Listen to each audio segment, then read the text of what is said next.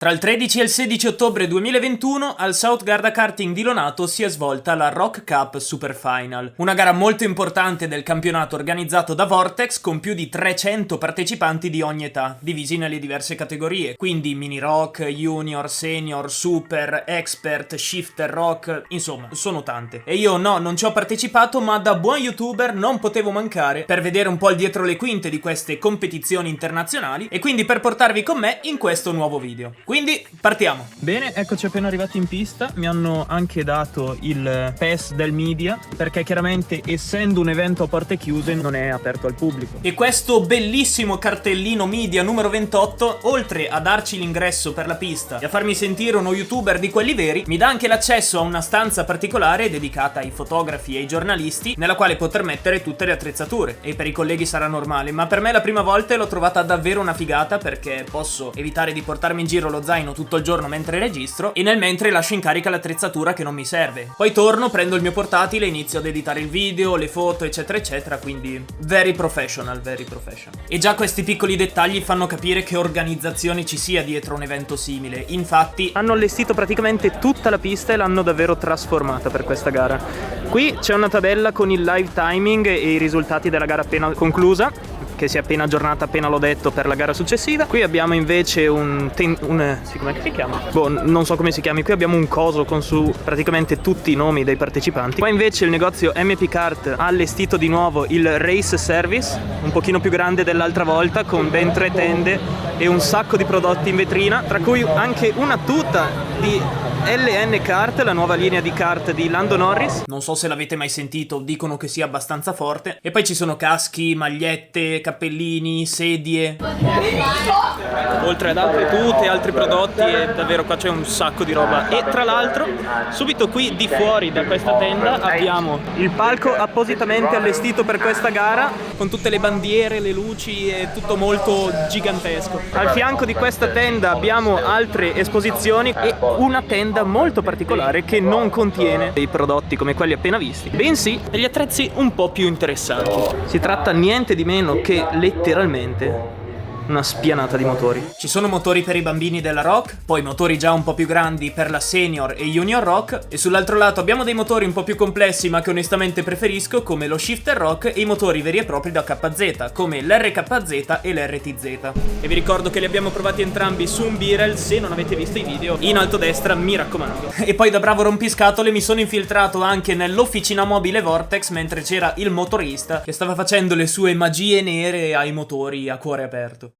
Spero si veda qualcosa perché c'ho un sacco di sole in faccia, non vedo nulla. Comunque ho trovato il modo anche di infiltrarmi e rubare qualche informazione a un team. In questo caso stiamo parlando di Marra 61, che sono qui a correre quest'oggi con diversi kart in diverse categorie. Ci sono qui un sacco di piloti e di meccanici e adesso tra l'altro siamo arrivati anche nel momento giusto perché stanno scaricando i file da tutti i micron dei piloti e stanno per analizzare le loro telemetrie. Quindi adesso andiamo a vedere un po' come fanno i veri professionisti del mestiere. Non gli romperemo troppo le palle, comunque vediamo un po' come fanno. Nell'angolo high tech della tenda c'è un computer con aperto un programma per l'analisi dei dati, lo stesso che vi ho fatto vedere in un video un po' di tempo fa. Solo che rispetto a me c'era una piccola differenza, ossia che se io mi limito a guardare 2 dati in croce, quindi la velocità del GPS e forse quando capita i giri motore, loro hanno una marea di dati in più. E questo grazie alle sonde più particolari che qui ho visto per la prima volta, come il sensore della velocità di rotazione della sale posteriore, quello dell'acceleratore del freno che rileva quanto stiamo schiacciando il pedale, e addirittura il sensore dell'angolo di sterzo. E sì, ne avevo già sentito parlare, ma mi dicevo ok, sul kart però sono inutili. E invece con sto cazzo mi hanno messo davanti a tipo 50 grafici e tabelle diverse piene di dati e mi hanno spiegato velocemente come leggerli, e sono una figata. Usati nel modo corretto restituiscono un fottio di informazioni sulla guida, sul motore, sull'assetto sovra o sotto sterzante,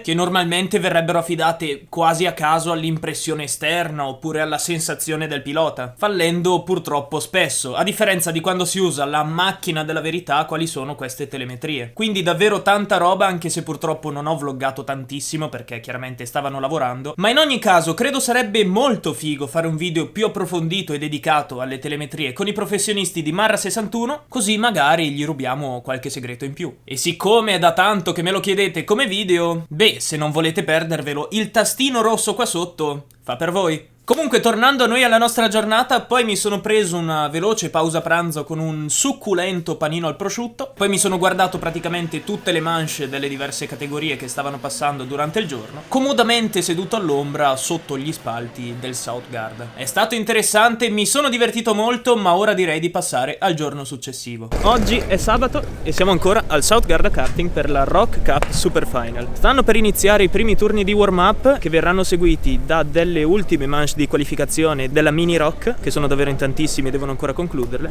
e successivamente avremo invece le finali di tutte le categorie. Ora tra l'altro sta iniziando il warm up della shifter rock e non ci limiteremo a vederlo da fuori perché abbiamo trovato il modo di rubare un onboard a un pilota, tra l'altro non un pilota qualsiasi perché al momento è in testa alla gara, si parla di David Livinsky, un mio amico che è qui a correre con Lennox, e gli abbiamo appiccicato una GoPro sul mento, così andremo un pochino a vedere come si comportano questi shifter rock direttamente on board.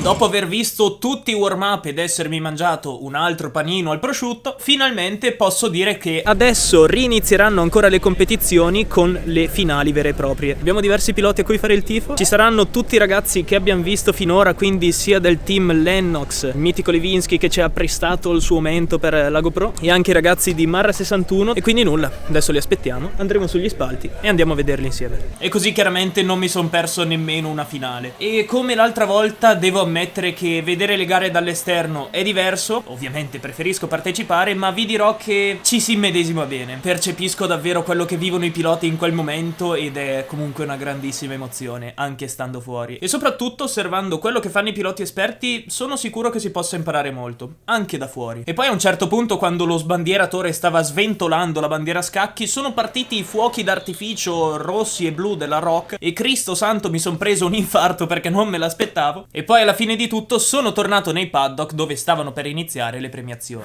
Guarda chi c'è. Adesso c'è rimasta solo questa perché Ba ci ha sequestrato la nostra tesserina di accesso speciale, il mitico Ba. Ok, non posso farvi sentire nulla perché c'era la musica copyrightata e la polizia di YouTube poi mi rincorre. Comunque c'erano un sacco di categorie, un sacco di piloti felici di essere sul podio e di aver vinto il loro premio, che si compone di una coppa e per i primi classificati addirittura di un motore. Buttiamolo via. Poi camminando verso la macchina ho ritrovato anche David. E abbiamo qua il nostro campione shifter rock. Grande David, grandissima gara. Dai, tell us something about this race. Are you satisfied with the results and the speed? Yeah, of course. The weekend was perfect. I won every heat, the qualifying and the final. So yeah, good weekend. Yeah, perfect, bro. Thank you. I'm not that English boy, as you can tell from my accent. I'm a little bit Italian. Non so che cazzo voglia dire a little bit Italian, però. E poi in realtà questa giornata di sabato si conclude qui perché salgo sulla mia auto e me ne torno a casa. Quindi ricapitoliamo un po' questo weekend. È stata una bellissima esperienza perché ho visto un sacco di cose, ho visto un'organizzazione molto solida e attenta a tutti i dettagli per questa gara, ho conosciuto un sacco di gente, ho registrato un sacco di video, mi sono divertito divertito un sacco e soprattutto ho avuto la scusa per stare 2 giorni in più in pista e quindi non mi lamento, non mi lamento. D'altronde anche questo video è giunto alla sua conclusione, spero vivamente che vi sia piaciuto. Magari lasciate un mi piace e scrivetemi anche qua sotto nei commenti cosa vi piacerebbe vedere nei prossimi video e soprattutto, se riuscissimo a realizzarlo, cosa vorreste scoprire un pochino più nel dettaglio sulle telemetrie in un video con dei professionisti del settore. Quindi questo è tutto e noi ci rivediamo. Alla prossima!